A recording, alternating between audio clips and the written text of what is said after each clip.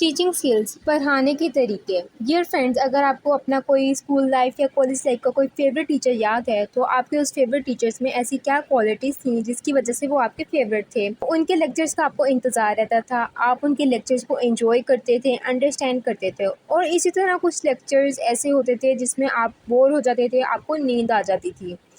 तो ऐसा क्यों होता है कि कोई टीचर किसी चीज़ को बहुत अच्छे से समझा और पढ़ा पाता है और वहीं कहीं कोई टीचर जो पढ़ाते हैं तो वो याद ही नहीं होता, आपको उनके सब्जेक्ट में, उनके लेक्चर में इंटरेस्ट ही डेवलप ही नहीं होता। तो ये सब टीचिंग स्किल्स पे डिपेंड करता है कि कोई टीचर आपको कैसे समझा रहा है, किस तरीके से पढ़ा रहा है। तो आज की वीडियो में हम टीचिंग स्किल्स पर बात करने वाले हैं। तो सबसे पहले तो आप ये सोचेंगे कि why we should learn teaching skills, मुझे तो टीचर बनना ही नहीं है या तो टीचिंग मेरा पैशन ही नहीं है, तो मैं टीचिंग स्किल्स क्यों सीखूं। तो फ्रेंड्स, ज़रूरी नहीं है कि टीचिंग स्किल्स सिर्फ टीचर्स में ही मौजूद हो। सो डियर फ्रेंड्स, आप जॉब करते हैं या अपना ही बिजनेस रन कर रहे हैं या लाइफ की किसी भी फील्ड में रहते हुए आप टीचिंग स्किल्स को यूज़ कर सकते हैं। जैसा कि अगर आपको एक प्रोजेक्ट मिलता है या फिर ऐसी सिचुएशन आ जाती है कि आपको किसी को कुछ समझाना या टीच करना पड़ जाता है, कुछ प्रेजेंट करना पड़ जाता है, तो उस टाइम यही स्किल्स आपके काम आएंगी। जैसा कि आपको अपने बच्चों को ही कुछ समझाना या पढ़ाना पड़े। Now let's talk about how to improve our teaching skills. Now I will share with you some teaching tips. So number 1, confidence. किसी भी काम को करने के लिए सबसे ज़रूरी होता है कॉन्फिडेंस। आपको कोई भी काम करने के लिए खुद पे भरोसा होना चाहिए कि हाँ, मैं ये काम कर सकता हूँ। अगर आपको टीचिंग एक्सपीरियंस नहीं है, आप अभी टीचिंग करना सीख रहे हैं, आपको कॉन्फिडेंस की बहुत ज़रूरत पड़ेगी। Without confidence you are nothing. इसीलिए आपको कॉन्फिडेंट रहना है, देन ही आप अच्छे से समझा पाएंगे, प्रेजेंट कर पाएंगे। Tip number 2, knowledge. आपने जो भी टीच करना या प्रेजेंट करना चाहते हैं, आपको उसके टॉपिक के बारे में प्रॉपर नॉलेज होनी चाहिए।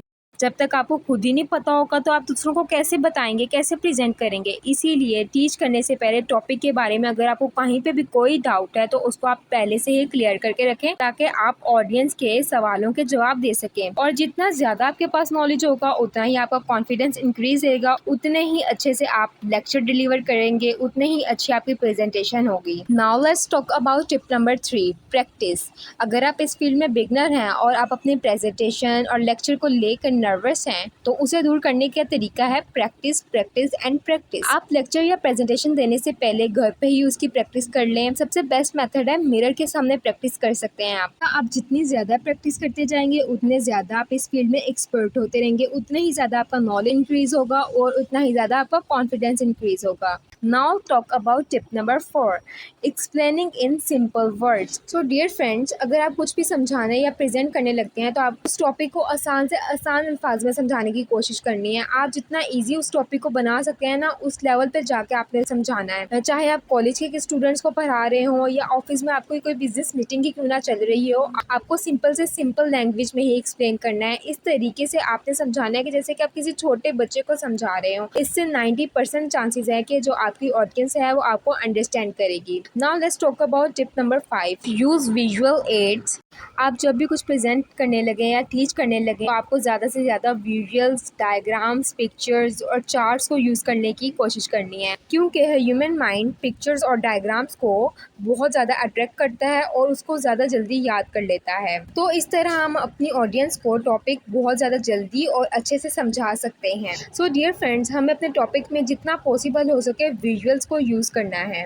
हो सके तो उसे वीडियो फॉर्म में एक्सप्लेन करें। फॉर एग्जाम्पल, एक टॉपिक है ह्यूमन बॉडी, उसे एक टीचर बोलकर, लिखकर समझा रहा है और इसी तरह दूसरा टीचर डायग्राम्स की हेल्प से समझा रहा है। तो जो टीचर विजुअल से समझा रहा है उसके स्टूडेंट्स टॉपिक को अच्छे से समझ सकेंगे। Now let's talk about tip number 6, story telling. आप जो भी टॉपिक प्रेजेंट करना चाहते हैं या अपने स्टूडेंट्स को टीच करना चाहते हैं तो उसमें जितना पॉसिबल हो सके स्टोरीज को क्रिएट करें। स्टोरीज हमारी ऑडियंस को बहुत जल्दी इंगेज करती है, चाहे वो स्टूडेंट्स हों या फिर हमारे क्लास फेलोज हों या फिर कोई बिजनेस पार्टनर्स ही क्यों ना हो। अगर आपके पास कोई अपना लाइफ एक्सपीरियंस हो टॉपिक से रिलेटेड तो आप वो शेयर कर सकते हैं। स्टोरीज स्टूडेंट में इंटरेस्ट डेवलप करती है। जैसे कि बच्चों को पहले एक इंटरेस्टेड स्टोरी सुनाई जाए, देन उन्हें लास्ट में बताया जाए कि स्टोरी से हमें क्या सीख मिलती है। तो इस तरह बच्चे उस स्टोरी को याद रख पाते हैं और फिर वो उन्हें मेमोराइज़ रहती है, कभी भी नहीं भूलते। Now let's talk about tip number 7, connect with real life. आप अपने टॉपिक को रियल लाइफ से कनेक्ट कर सकते हैं। ज़्यादातर यही गलती होती है कि टीचर्स जो पढ़ाते हैं स्टूडेंट उससे अपनी लाइफ से कनेक्ट ही नहीं कर पाते कि ये हमें रियल लाइफ में कहाँ यूज़ हो सकता है, ये मुझे कहाँ काम आ सकता है, जिससे उनके सबकॉन्शियस माइंड को ये लगता है कि ये मेरे लिए इम्पॉर्टेंट ही नहीं है, तो वो उसे अच्छे से समझ नहीं पाते और जल्दी भूल जाते हैं। आप जो भी टॉपिक पढ़ा रहे हैं उसे स्टूडेंट की पर्सनल लाइफ से कनेक्ट कर दें। फॉर एग्जांपल अगर आप न्यूटन का लॉ पढ़ा रहे हैं तो उन्हें आसपास की एग्जांपल दे के समझा सकते हैं, उनसे भी एग्जांपल पूछ सकते हैं जिससे उनको फील होगा कि हाँ ये तो मेरे आसपास होता रहता है। उनका माइंड उस टॉपिक के लिए एक्टिव हो जाएगा, वो सोचेंगे ये मेरे लिए इम्पोर्टेंट है, मेरे आसपास होता रहता है, इसे जानना मेरे लिए इम्पोर्टेंट है, ज़रूरी है, तो उसमें इंटरेस्ट लेंगे और उसे अंडरस्टैंड करेंगे। Tip number 8, ask questions. आप अपनी ऑडियंस से क्वेश्चन पूछें। आप जब भी कोई टॉपिक प्रेजेंट करें या स्टूडेंट्स को टीच करें तो क्वेश्चन ज़रूर पूछें, क्योंकि क्वेश्चन पूछने पे अगर उनका माइंड कहीं और है तो वो फ़ौरन एक्टिव हो जाता है, और क्वेश्चंस करने से अगर स्टूडेंट के माइंड में कोई डाउट हो तो वो भी क्लियर हो जाता है। इससे स्टूडेंट टॉपिक को अच्छे से अंडरस्टैंड कर पाता है। Tip number 9, sense of humour. मेरी लाइफ में ऐसे बहुत से टीचर्स हैं जिनसे मैं लगातार कई घंटे पढ़ सकती हूँ और उनके लेक्चर में बोर भी नहीं फील करती। जब मैंने गौर किया तो समझ में आया कि वो बीच बीच में सेंस ऑफ ह्यूमर को यूज़ करते हैं, जिससे हमारा माइंड बोर नहीं होता है। आप भी ऐसे कई टीचर्स को जानते ही होंगे जो सेंस ऑफ ह्यूमर को यूज़ करते हैं और उनकी क्लास में आप इंजॉय करते हैं, उनके लेक्चर्स को आप इंजॉय करते हैं। बीच बीच में वो कोई जोक सुना देते हैं या फिर कोई ऐसी फ़नी स्टोरी सुना देते हैं जिससे हमारा माइंड वहीं प्रेजेंट रहता है, बोर नहीं होता है और हमें उनके लेक्चर्स में नींद भी नहीं आती। आप भी अपने लेक्चर्स या प्रेजेंटेशंस को बोरिंग किए बजाय इसमें थोड़ा सा ह्यूमर डाल सकते हैं, लेकिन ध्यान रहे इतना ज़्यादा भी फ़नी ना बने कि पूरी क्लास या मीटिंग ही फ़नी हो जाए। आपको जब लगे कि आपकी ऑडियंस बोर हो रही है तब भी इसी चीज़ को यूज़ करें।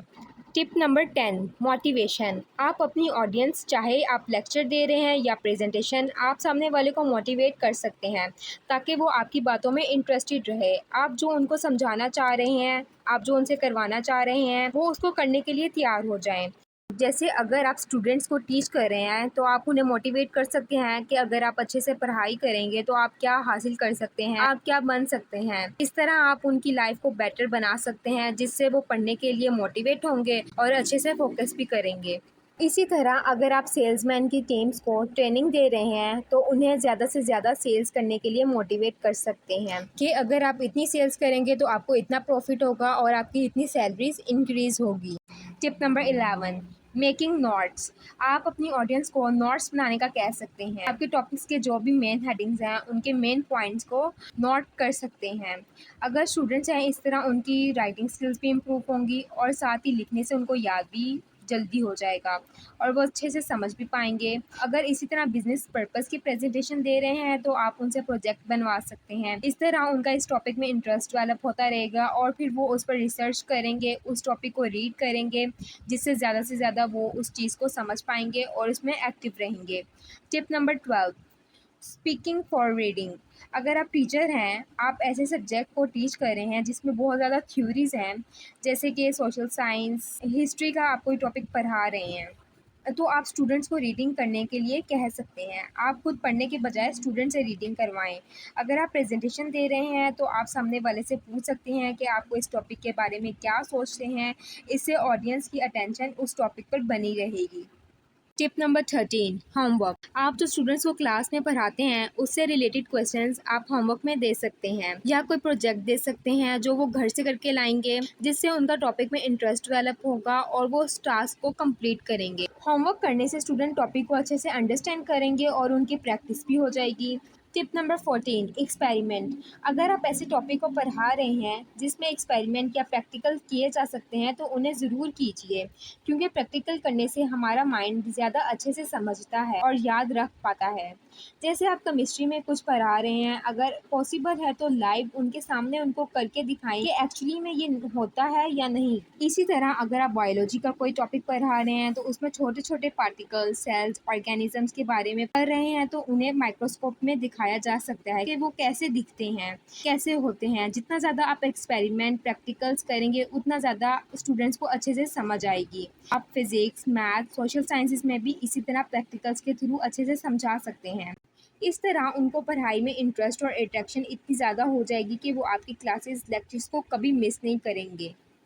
Tip number 15, take assessment. आपने जो भी टीच किया पढ़ाया है, आप उस टॉपिक का या चैप्टर का वीकली या मंथली टेस्ट लेकर एवेल्युएट कर सकते हैं। इस तरह आप देख सकते हैं कि स्टूडेंट्स कितने अच्छे से समझ पाए हैं। अगर आपका टेस्ट का रिजल्ट अच्छा नहीं आता है तो उससे आपको पता चल जाएगा कि स्टूडेंट्स टॉपिक को अंडरस्टैंड नहीं कर पाए। आप उन्हें किसी और आसान तरीके से दोबारा समझा सकते हैं। सो डियर फ्रेंड्स, जितनी भी आपको टीचिंग स्किल्स बताई हैं, अगर आप इन सबको फॉलो करते हैं तो सामने वाला कह ही नहीं सकता कि हमें आपकी समझ नहीं आई। आप ये सब टीचिंग स्किल्स को फॉलो करते हुए एक अच्छे टीचर, एक अच्छे एक्सप्लेनर बन सकते हैं।